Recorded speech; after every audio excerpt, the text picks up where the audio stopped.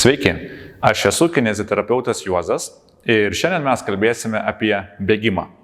Šylant orams vis daugiau žmonių pradeda galvoti apie grįžimą į aktyvesnę sportinę veiklą arba pradeda galvoti apie naują. Ir bėgimas yra viena iš tų veiklų. Bėgimas turi ir savo grėsmių bei blogųjų pusių. Dažniausiai tos grėsmės padidėja tuomet, kai mes iš savo kūno reikalaujame daugiau, nei jis įpratęs dirbti. Todėl labai svarbu prieš pradedant bėgioti tinkamai pasiruošti. Ir nėra svarbu, ar jūs bėgsite pirmus kartus savo gyvenime, ar jūs esat tą daręs ir tiesiog veiklą nutraukėte šaltajam metų sezonui. Kaipgi tinkamai pasiruošti bėgimui?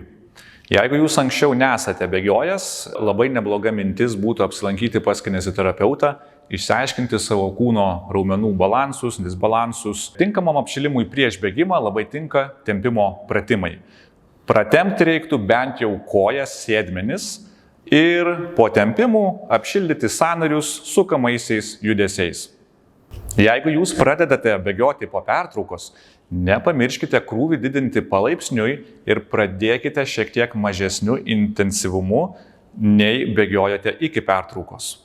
Didžioji dalis traumų atsiranda tuomet, kai mes iš kūno prašome daugiau, negu jis gali atlikti, o po ilgesnių pertraukų mes prisimename, kokiu intensyvumu galėdavome atlikti vieną ar kitą fizinę veiklą, bet pertraukos metu, tos veiklos neatliekant, mūsų kūno pajėgumas sumažėja. Todėl labai svarbu krūvį dozuoti tolygiai ir laipsniškai.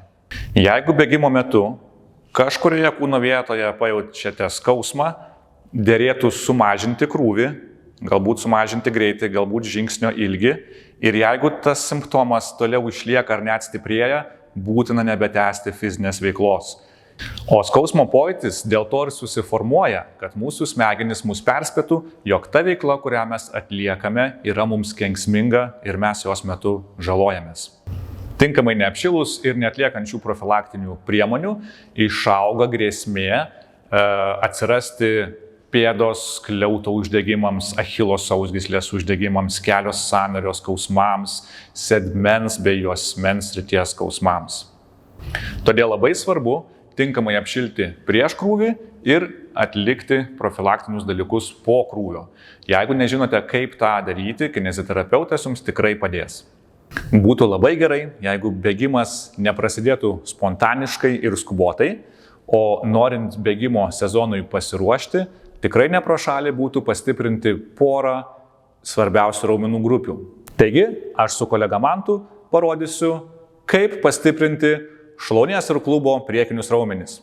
Atsigulę ant nugaros, vieną koją sulenkite, ištiestos kojos pėdą užlenkite į save, įtempkite šlaunį, įtempkite pilvą, įsivaizduokit, kad bambą norit spausti kuo arčiau žemės ir kilnokite ištiestą koją, kol abudu keliai maždaug pasiekia tą patį aukštį. Padarykite 15-20 pakartojimų, kai pėda žiūri į viršų. Tuomet tiek pat pakartojimų, kai pėda žiūri į išorę ir visa koja yra pasukta į išorinę pusę.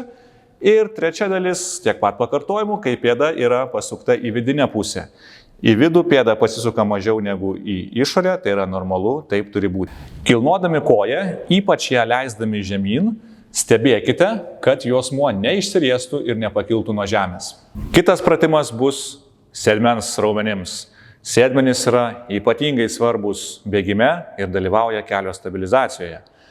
Atsigulus ant šono, sulenkite kojas stačiu 90 laipsnių kampu ir įsivaizduokite, kad už nugaros yra siena, į kurią remiasi jūsų pėdos, kryžkaulis ir mentės. Jeigu sunku šią padėtį suprasti, jūs tiesiog galite atsigulti prie sienos.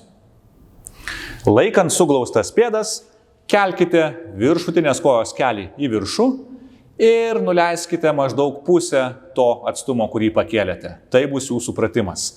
Ir vėl labai svarbu įtempti pilvą ir neleiskit savo dubeniui, savo liemeniui sukiotis, juk už jūsų yra tikra arba įsivaizduojama siena. Jeigu pratimas yra per lengvas, tai reiškia, kad nepavargstate per 20-30 kelio pakelimų, virš kelių galite užsidėti elastinę kilpą.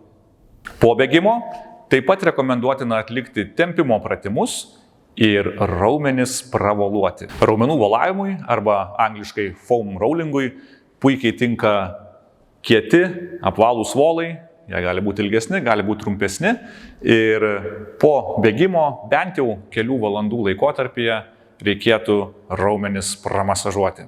Atsisėskite ant volo, atsiloškite ir atsiremkite rankomis į žemę. Vieną koją užkryžiuokite ant kitos ir pasisukite į tą pusę, kurią koją užkryžiavote. Atsisėdam ant tos pusės sėdmens. Šitoje padėtyje voluosimės, važinėsime pirmyn atgal, keičiant kampą. Pasisukam daugiau, pasisukam mažiau. Svarbu nevoluoti kietų kaulinių struktūrų. Tai yra, nevažinėjam per centrą, per kryžkaulį, nespaudžiam klubo sąnario. Volavimas yra skirtas minkštiesiam audiniam, taigi voluojam raumenis, šiuo atveju sėdmens raumenį.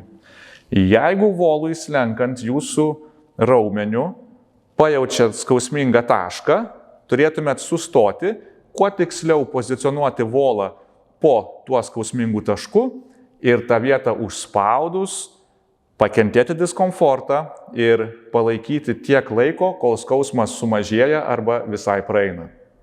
Skausmas gali būti aštrus, duriantis, taigi to nebijokite. Jeigu skausmas stiprėja, intensyvėja, tuomet paleiskite tą vietą ir ieškokite kito taško.